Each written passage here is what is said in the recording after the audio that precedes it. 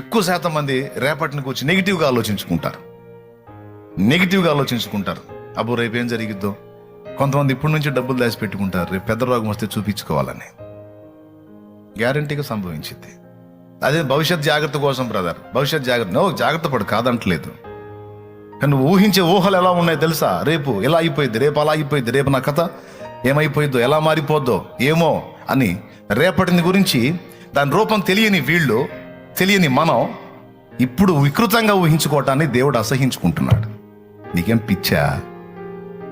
నెగిటివ్గా ఎందుకు ఆలోచించుకుంటున్నావు? నిన్న బాగుంది, నేను తోడై ఉన్నాను. నేడు బాగుంది, నేను తోడై ఉన్నాను. రేపు నేను ఉండనా? నా గురించి కాదులే ప్రభా, నా పిల్లల గురించి. నీకు నేనున్నా, నీ పిల్లలకు నేను లేనా? ఉన్నాను కదా. నిన్నటికి దేవుడను, నేటికి దేవుడను, నేను రేపటికి కూడా దేవుడను. ఇప్పుడు రేపటిని గురించి వికృతంగా ఊహించుకుంటున్నావు. అలా ఎందుకు ఊహించుకుంటావు? నీకు పాజిటివ్గా, అంటే నేను రేపు నీకు అనుకూలపరుస్తాను. ఇన్నాళ్ళు నువ్వు పొందిన చేదైన అనుభవాలకు, ఆశీర్వాదకరమైన అనుభవాలు ఇక ముందు నేను చూపించబోతున్నాను అని ఎందుకు నమ్మవు? దరిద్ర మొహం వేసుకొని ఎప్పుడు నెగిటివ్ ఆలోచనలు, నెగిటివ్ తలంపులు, నీ బతుకంతే ఇక అంతేనా? రేపటి తలపుతో, నేడే కలతతో కృంగుట ఎందుకు అనే ప్రశ్న, కలవరం పడతాం ఎందుకు? చదివాను జాబ్ రాలేదు, ఒరే బాబా రేపు వస్తుంది, ఎల్లుండి వస్తుంది, ఇంకా 2-3 రోజులకు వచ్చింది.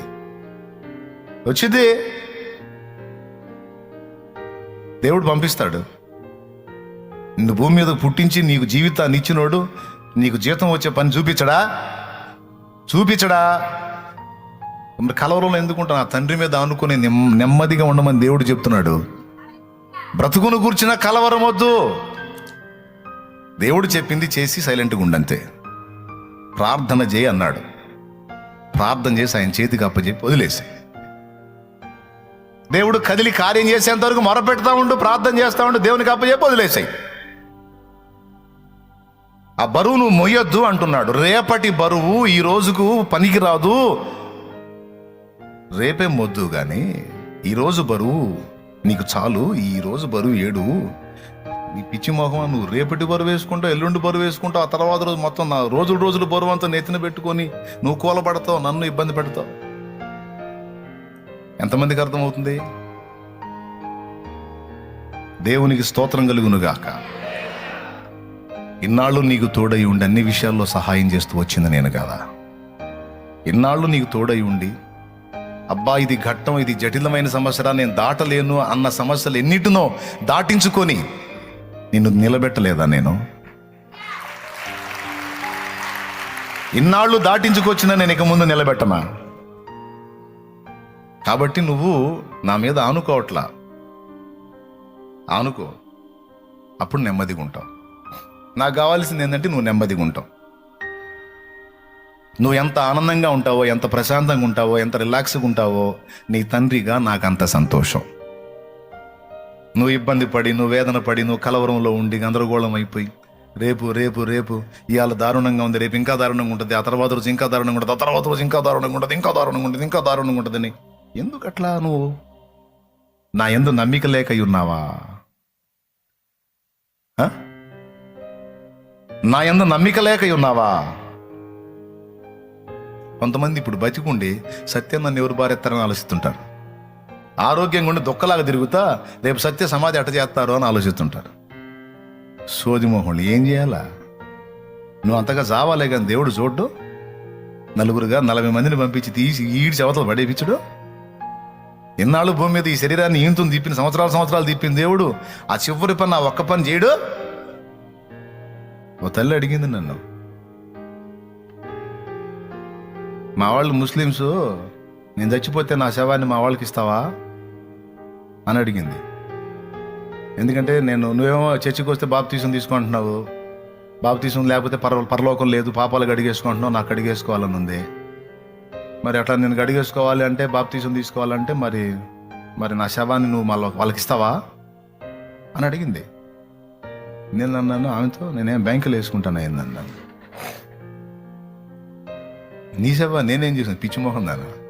నేనేం బ్యాంకులో వేసుకుంటానా? ముందు మారు మనసు పొంది బాప్తీసం ముందు పాపాలు గడి చేసుకో, ఆత్మ రిజిస్ట్రేషన్ అవుతుంది, నిత్య జీవానికి చేరతావు. అంతగా మీ వాళ్ళు అడ్డం తిరిగి శవం మాది అంటే పువ్వుల్లో పెట్టి వాళ్ళ శవాన్ని వాళ్ళకి. చూడు, ఈరోజు దుఃఖలాగుండి బాగుండి చచ్చిన తర్వాత శవం గురించి అడుగుతున్నావు. పెద్దావే అయిపోయిన తర్వాత నిజంగానే కొన్ని సంవత్సరాలకు నిద్రించింది, వాళ్ళ బాడీని వాళ్ళకి ఇచ్చాం, మేమేం చేసుకుంటాం?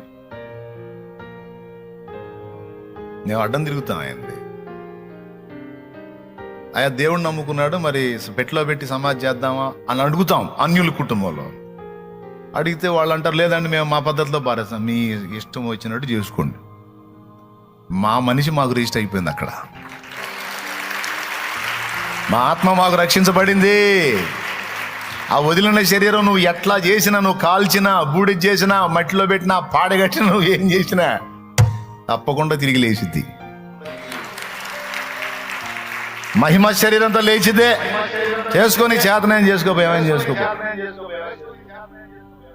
అది ఈరోజు ఇప్పుడు బాగా శుభ్రంగా ఉండి తిరుగుతా సువార్త పని చేయక, 4 ఆత్మలకు సువార్త చెప్పక, ప్రార్థన చేయక, పరిచర్య చేయక, దేవుని పని చేయక, దేవుని చిత్తం నెరవేర్చడానికి ఆలోచనలు కలిగి ఉండకుండా సత్యం ఏం చేయాలా? సత్యం ఎవరు బుడిచిపెడతారు? ఏం ఆలోచనలు, పనికి మాలిన ఆలోచనలు. కాదులేయా నాకు పిల్లలు లేరులే, అందుకనంటే పిల్లలు లేకపోతే దేవుడి పిల్లలు వస్తారు నీకు.